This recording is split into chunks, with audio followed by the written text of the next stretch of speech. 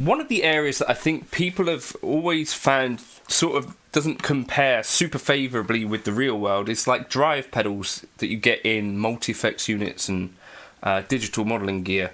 In this video, I kind of wanted to show you what I'm doing with the Fractal VP4. What led me to this kind of decision was going down like a hybrid route where I'm using a real amp live as well as using a modeler to go to front of house. And typically I'd have things set up with like a real pedal board with a few analog drives on it.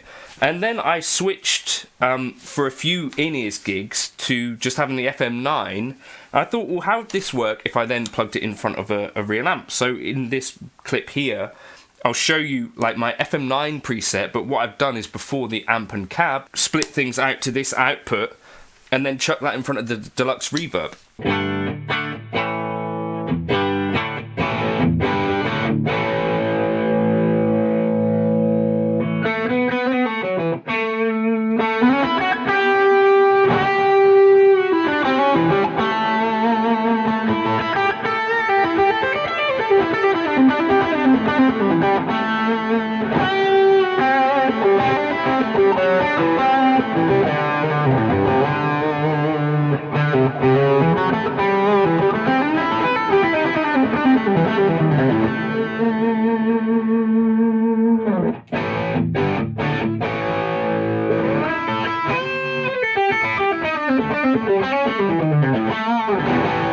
And I thought that those were really inspiring sounds to use live.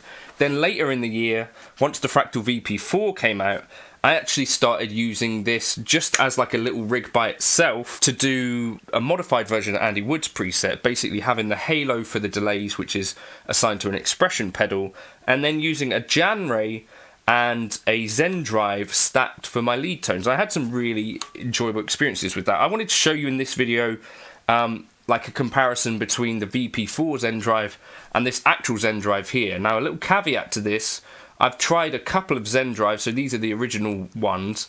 They do have like slightly different sort of tonal characteristics to one another, so if there are differences, that's kind of to be expected, but can we get these two things sounding in the ballpark was kind of the idea of this video.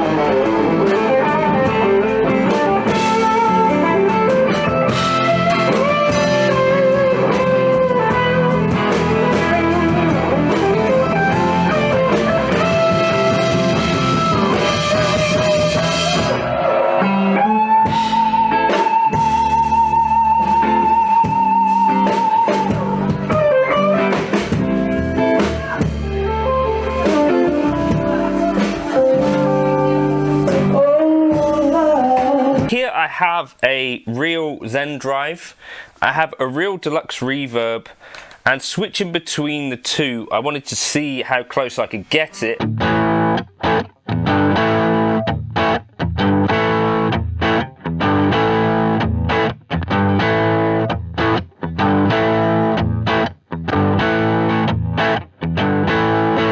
Like, they're quite sensitive pedals in general. They don't sound all totally similar.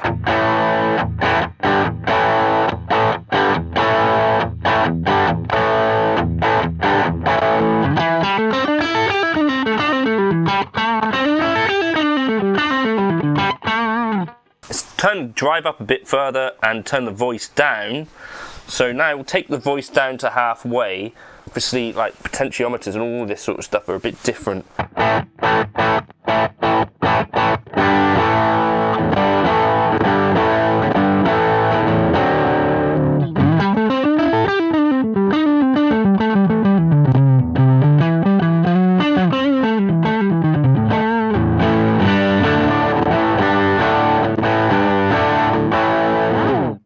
really pretty close, I think. You know, typically these pedals and stuff don't have hugely high tolerances, right?